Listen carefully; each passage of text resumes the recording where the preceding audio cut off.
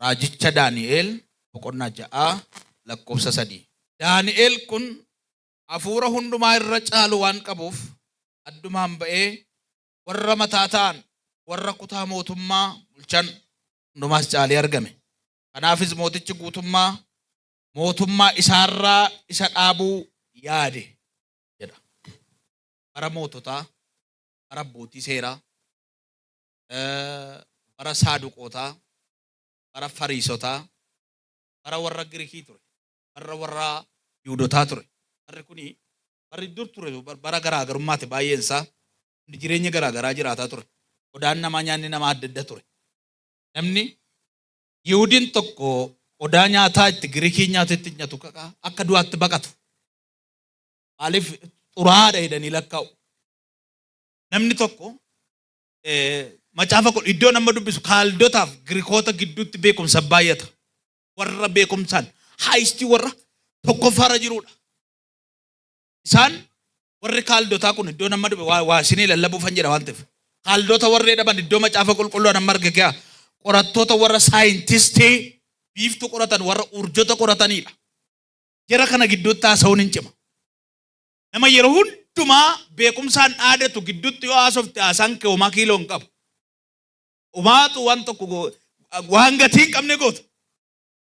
Nama barate saayintistii gidduutti atamoo walgahii gidduutti kan haaseetu siin jedhani hamilee hin qabdu. Ulaagaan kee achis hin geessine waan ta'eef.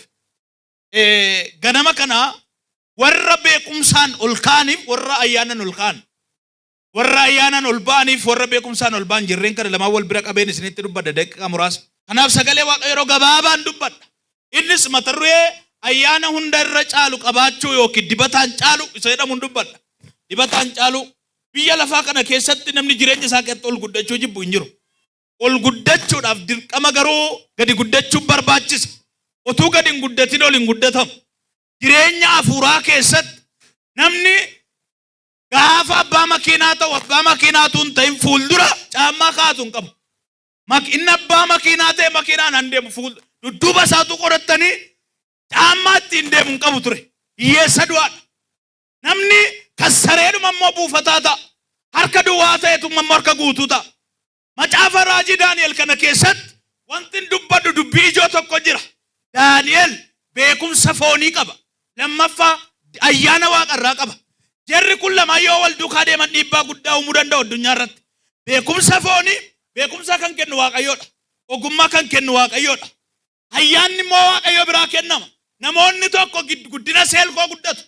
Beekumsa foonii qabu ayyaana hin qaban. Ogummaa qabna jedhu ayyaana Waaqayyoo hin qaban. Biyya bulchineedhu beekumsa isaa qabu ayyaana isaa hin qaban.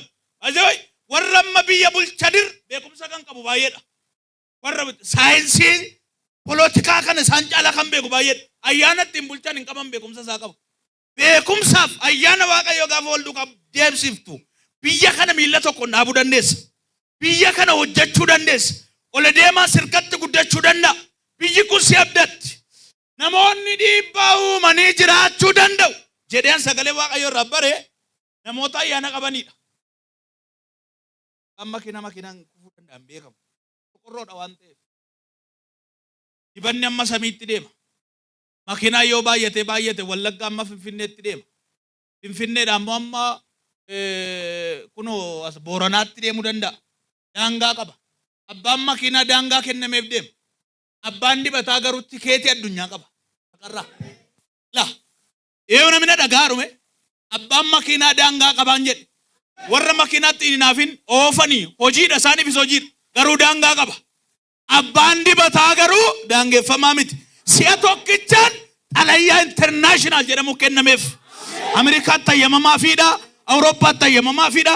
Eeshiyaatti ayyamamaa fiidha. Afrikaa keessatti afaan si dhaga'uuf hin dhageenyetti ayyama baatee deema namni dibata qabu. Yoo dandeessi afaan Ingiliffaan haasoftu sii kamallee malee inni sirkaruu mandarnaashinaali miti internaashinaali.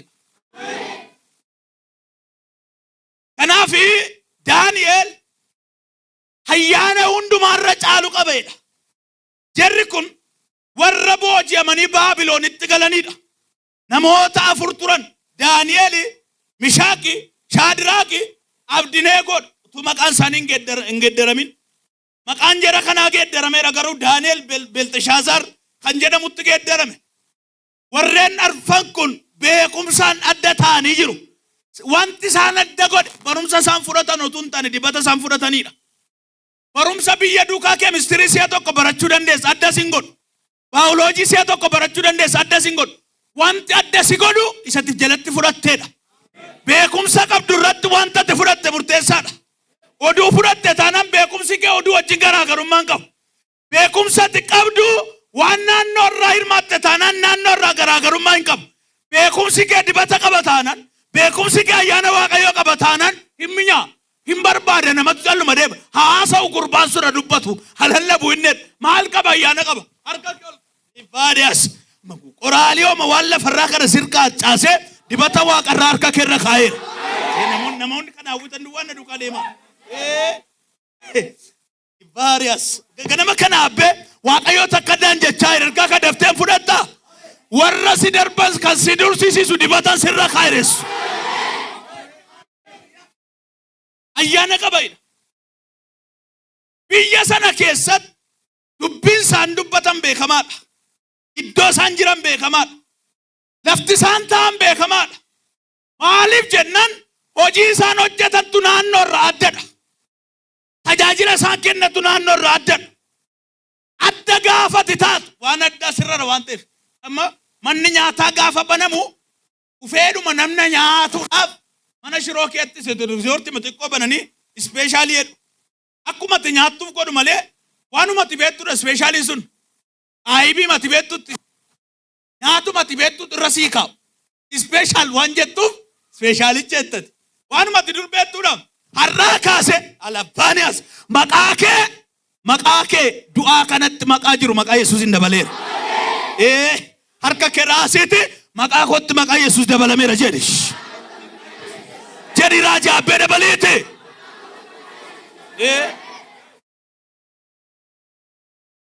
Adda kan si godhu maqaa ispeeshaalii baattee deemuu keerraa hojii ispeeshaalii qabaachuu keetu dursaa si godha. Kana dursaa si godha. Daani'el kan dursisiise ol gaafa biyya bulchu gaafa aangoo qabutti hirkatee dhugaa hin ganne. Taayitaa waaqayyo kenneefitti hirkatee dhugaa hin ganne. Iddoo waaqayyo kenneef kun iddoo hojiin ni na dhaabee dheedhee fudhate. Lafa waaqayyo sii kennetu fudhatte waan guddaa hojjechuu dandeessa. Fudhanne situ. Naa kenneera waaqayyo jechuu hin danda'u namni keenya. Iddoo waaqayyo naa kenneedha inni kun jechuu hin danda'u. Inumatti cime nama keenyatti. Yoo biiroo taa'e asii na baase daganaa. Barsiisaadhaani yoo dhaqee waaqayyo baadiyaa kaa'e hojii akka inni hojjetuufi. Baadiyaa teessa taanaan hojiidhaaf si keessa waaqayyo amma jirtutti hojjedhu. Nariifatiin na baasin jedhi. Dura taa'e maalan hojjedhee biyya sanatti otoo waan hojjetiin hin bahi. Waa sanyii si fakkaatu biqilchii bahi. Waan si fakkaatu kaa'i bahi. Dhaloota keessa waan dhugaa kaa'i bahi. Ergasii kadhatan barbaadu nu yeroo sana fixu dhimma isaa sii geeddara. Alaa ol barreessuu si hin gaafatu barreessanii si gaafatu. Nagaamti ishee namaa harka kee daftee ol kaafta. Yeroon ga'eera nama lamaaf. Yeroo natti jijjiiramtu ga'eeraan jedhe. Nama miila kee lafatti isaanaaf ga'eera jedhi raaji. Iddoo ta'uu taa'e addunyaa kana irratti namoota baay'ee namni namarraan bara uumamarraan bara wanti irraan baranne jiru lafa qarratti bartuu gaafa taatu barsiisaa gaafa taatu garuu beekansi duwwaa ta'a. Kanaaf barsiisaanis bartuu ta'a deemuun dirqama ta'a baruudhaaf dirqama. Tajaajilaan tajaajila fixeera dhee taa'uun qaba. Anamman hin fixne reefuun itti seenaa jira. Fixeera dhee yoo hin taa'e guddinni koo ammanuma. Sabnan argu ammanuma. Wanti dubbadhu ammanuma. Wanti raaju ammanuma. Wanti naa dhufu ammanuma. Hin fixne ganaan deemaaran nan garuu bartuudhumaan. Yeroo hunduma barachaan deema. Barachaan tajaajila. Akkas namni kana barbaadume har'aa jalqabee hiddi haaraan sanyii haaraan si keessatti biqila. Daani'el ayyaana qabayidha. Uumamaan immoo kennaa waaqayyo isa keessa kaa'ee jira. Isa ganama si keessa kaa'ame wallaalteen nan jooraaf soqqataatu. Waan ganama si keessa kaa'ame la dubbiin kun dubbii salphaa miti jedhan. Waan kan saa ta'e wallaalee namni kan gannamaatti qoramaa oolu. Adamman waanuma isin garramu meeqa jira namni wal lolaa oolu amma miidiyaa kanarra ala kanaa wal lolaa oolu. Kan kootti buute Kan saaqaa kan nama irratti akka dubartitti ishee ejjitu sana. Kan ishee ajjeeftee kan namaatti fiiddi. Kan ishee irra ciiftee ajjeeftee fayyaa kan namaa gaaddi. Dibata kee gaafa ajjeeftu akkeessaa namaatti qaata. Faarfannaa kan kee gaafa ajjeeftu nama akkeessutti qaata kan kee dhiifte. Lallaba kan kee irra ciiftee gaafa ajjeeftu lallaba kan nama biraa akkeessuu jalqabde akka isaatti dubbadhe tuuf maarka. Keessa jechuu dhufu hojjuu dhufu. Aawon siin kennamne taanaan maal fiddemmati. Sasii kennameen ibidda gadarcaafta bar. Sasii kennameen nama fayyaa bar. Sasii kennameen addunyaa geeddarama bar. Sasii kennameen dhukkubsataa fayyaa bar. Har'aa jalqabee kan kee wajjin walitti si baaseera. Namaan gaadinaa intini kanar. Miidiyaarra waan gaadinaa kan nama. Koo laalte irraa baradhu. Garuu nakkeessin.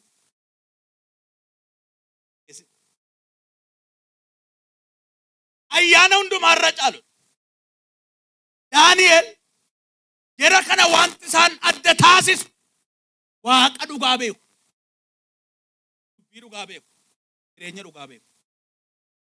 Waan kana sadantu adda isaan taasisu.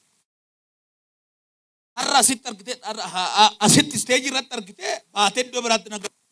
Ganamni isaanii galgal jireenyi isaanii halkanii guyyaa iddoo waaqayyooti. Gaarsaa waaqayyoo oolu. Hojii isaanii immoo hin kabaju. Ilaa kana hojiin. Hojii kee kabajjee hojii waaqayyoo kabaju. Waaqayyoo kan inni barbaadu. Kan kee dhiisii kan hojjedhu immoo hin jedhu nuu beeku. Jireenyaatti jiraattu waan ta'eef buddeen hin qabdu taanaan deebitee waaqa arrabsita. Akka hojjettuuf si ayyama hojii isaa immoo akkatti kabajuu hin barbaadu. Waaqayyoodha. Eshi jarri kun bara Naabukaadinaazaar baranni mootii ta'e biyya bulchu baranni geggeessaa ta'e bara sana keessa booji'amoo ta'an jarri kun arfan dandeettiin isaanii ilaalamee waan barameef waaqayyo isaanirraa kaachisuudhaaf jara kana buddeeniin goomsuu yaalaniiru. Daani'eliin buddeeniif goomsuu yaaleera mootiin kun. Biyya keessatti ganda jirtutti safara jirtutti gaafa jabaa taatu jabaa namaa kan goomsu buddeeniif fooni. Buddeeniif fooni irra darbu nami jabaan.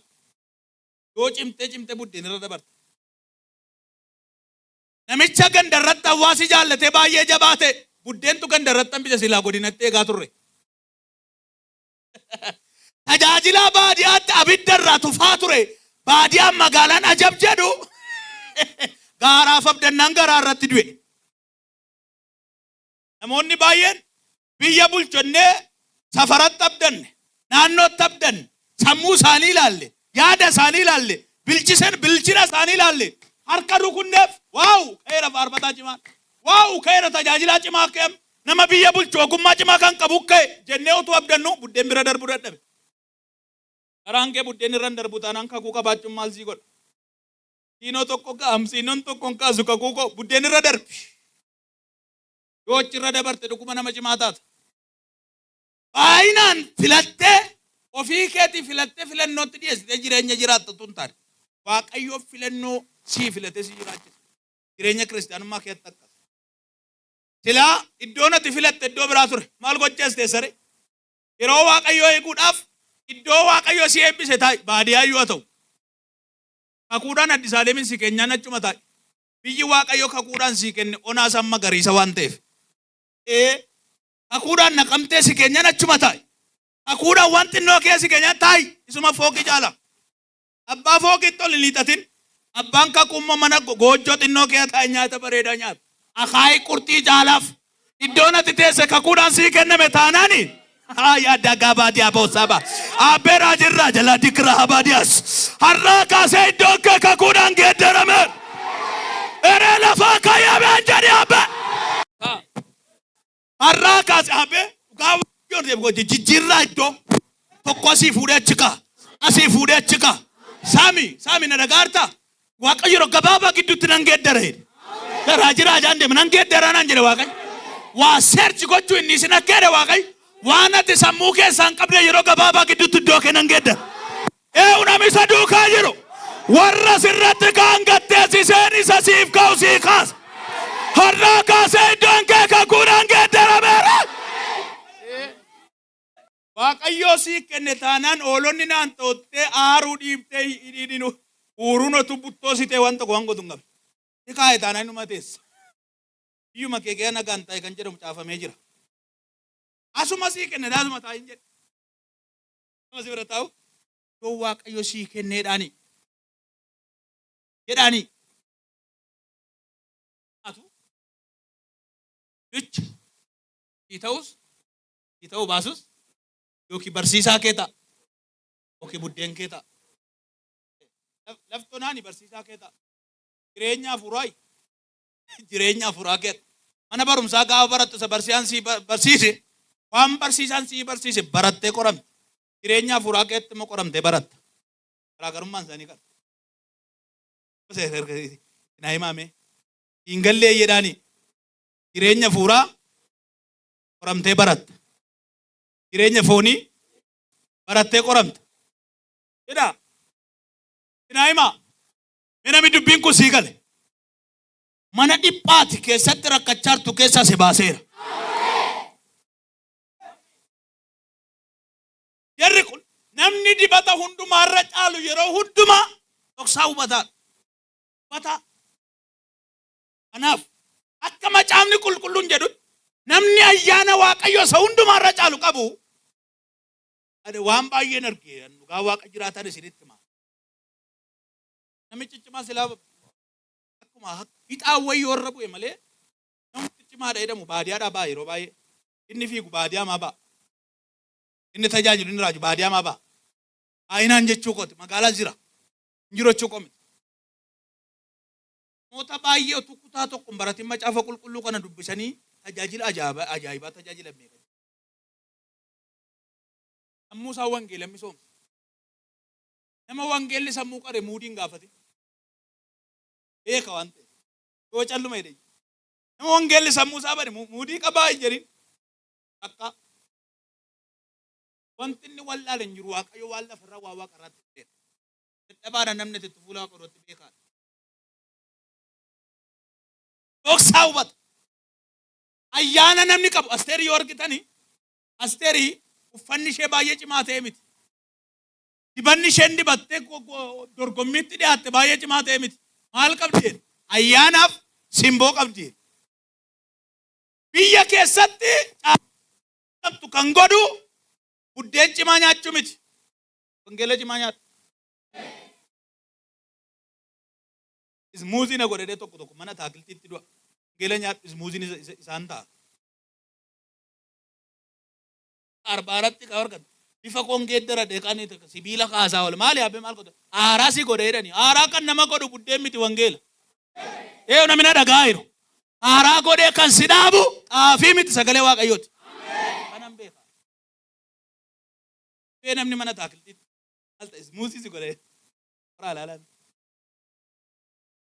Tarii gaarii ta'uu danda'a. Isa hafuuraan isin barsiisaa jira. Caaltee akka dargamtu si godha ayyaan akkeedha. Ati jallina jibbitee qajeelummaa jaallatte. Kanaafan dibata hiriyoota kee hundumaa si caalchisuudhaan si dibeedhamee caafameera. Dibata hiriyoota kee si caalchisu hundumaa. Hiriyaa kee kanatti ittiin caaltu hinaaftee miti, dhiibdee miti, gadittiftee miti. Nama Waaqayyo akka inni ba'u barbaadu gaditti isaan xaa'ootaaf ol baasa gaditti fitaayuma ba'a. Nama Waaqayyo akka inni guddatu barbaadu gadi qabaan hin danda'u. Yoo tasiin gadi qabdi mataa milisee achiin ba'a. Akka biqilaa dhagaan irra jiru. Akka guddinni kee karoora Waaqayyooti taanaan biyyi guutuun sirratti duulees hin danda'u hin jedhe. Gateeta. Ilaa dhaggeeffadhaati qajeelina jaallatte jallina jibbite.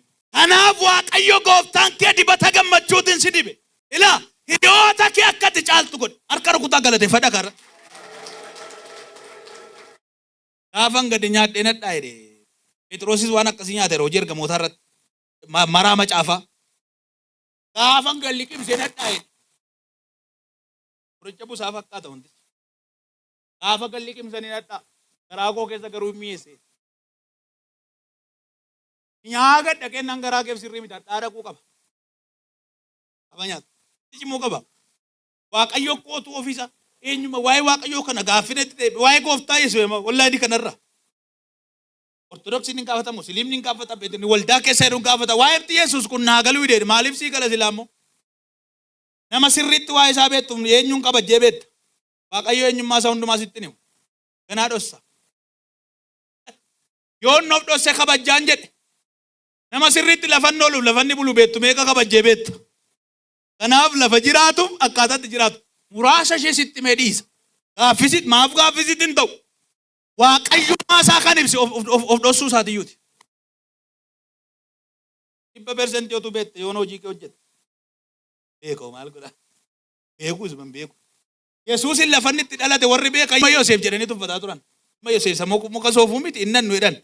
Warri akka isaa laalatti inni gooftaadha. Warra laalatti isaa argan inni gooftaadha. Inni cimaadha duukaa deemu. Ollaanoo hin tuffatu. Maal hin beennu abbaan isaa muka soofaa jedhu. Harka kee ol kaasi. Dhoksaan hafuuraa sii fa'iif. Kanaafi akka nama lafa kana qotee bira hin geenye eenyummaa Waaqayyo bira ga'uu hin dandeessu hundee eenyummaa Waaqayyo. Kana qaqqabeessitti agarsiisuu hin danda'u. Kanaafuu innoo tokko naayife. Ifaan modee utuma na fudhata. Utuma nyaadhu utuma naayifu. Utuma mucaa ta'e mannuun guddachaa tun deemu. Guddinni kiristaanota amma Kiristoositti jechuun hojjaa kee kanatu mormassi kee ayyaayii Waaqayyoon bira geessa miti. Amma Yesuus dhufutti guddataa dhumaati. Mee wal waamaati guddataadha jedhaa. Guddattoodhaa ishee shamarranii hima. Wal waamaa ka maqaa walitti moggaatu guddataadha. Guddattoodhaa. Amma Yesuus dhufutti ati kunuma guddattaa jedhaanii. Guddinni kiristaanota amma Kiristoositti amma Yesuus Kiristoos deebi'ee dhufutti nama guddanna mucaadha. Yeroo nuyi Waaqayyoof. Warri mucaa ta'uu keessan beektan. Akka harka rukutaa Waaqayyoof kana beeku waan guddaa. Namni kabaja isaarraa malu hin argata waan Waaqayyoof malu godhu fudhachuu hin danda'u namni. Akkas waa isinitti meetan gara guduunfuutti achas deema.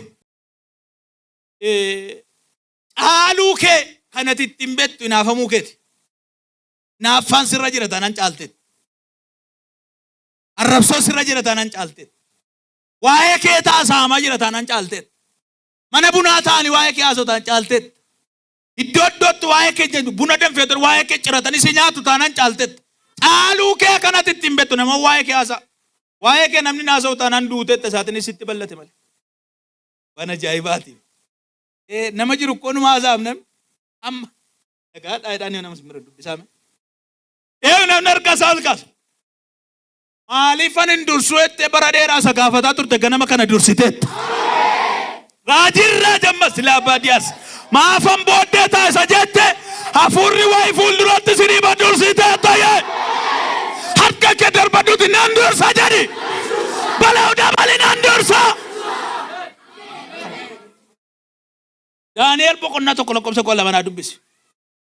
Mee wanti naa nyaata. Jedhila kana fuulduratti waa tuqee ture. Kiiloo namaa yerootti safaramu. Barri kun bara safartuuti baratti namni barataan barataa safaru. Tajaajilaan tajaajilaa safaru. Kiiloo walii ilaalu. Itti fuume. Wanti nu hidhannu bishaan. Wanti nu nyaannu biqiltuu garaagaraa. Guyyaa 10 nu garboota kee ilaali. Bifni keenyaa fi bifni keenya. Bifa dargaggoota warra nyaata mootii nyaatanii wajjin. Si duratti haa ilaalamu. Si duratti haa ilaalamu. Erga kana argiteen booddee nuun garboota kee akkuma sitti tole godhi. Yaa eebbisu taa'e. Karaa hundumaan gaafa caaltu siisteema kufaatiin dhala namaa. Si kuffisuumaaf gaafa yaalan guddaadhaati. Namni si kuffisuu jaalataan cimaa. Dhimma keen qaban calloo isi bira darbu taanaan garuu dafee hojiitti galii hojiirra hin jirtu. Hojiitti galii jedhe abbe maqaama Yesuus Kiristoosiin. Namni waa'ee kee haasa'u hojiitti galii hin jedhu. Sirratti gungumu si arrabsu dhagaa sitti guurani. Waan maqaatiin qabne sirraa kaani hojiitti galii sodaatini. Namaa hidheen hojii dhaabeera tokko. Yeroo Waaqayyo joo bira si godhu ol galtee hojii baqattee hin rafin. Yoo bira ta'i barri si naannoo kanarra ol ka'i. Ol qalabaa jaan deklaariyaas. Har'aa kaasee mul'anni kee olaa ka'u. Tajaajilli kee olaa ka'u yee. Arraba namaa baqattee ol hin galin. Bara dhaloonni gurraacha addeessu adii immoo gurraachessu. Bara akkasii yaaddoftaati waa'ee namaatiif. Namni ajandaa barbaade calluma dee waa'ee kee haasa'uudhaaf. Yoo dhabee nuuma. Bara akkasii nuuma yoo dhabee nuuma. Waan sin nuumanii bari Yesuus irratti. Mordekaayi irratti nuumanii. Kiriit godhan. Yesuus irratti otuunni dhaloota karaarraa kaachisu argine irra gaarratti ba'an. Musee otuunni diigu argine irra gaarratti ba'an. Namni gaafa waa'ee kee waan haasa'u dhabu uumee haasa'a. Yaaddeen kanaaf haasaani. Warra oduudhaan ficcisiiseeti abbaa kakuu immoo gonfoodhaan ficcisiisa. Yesuus akkasuma. Abbaan oduu odeessaa fixa.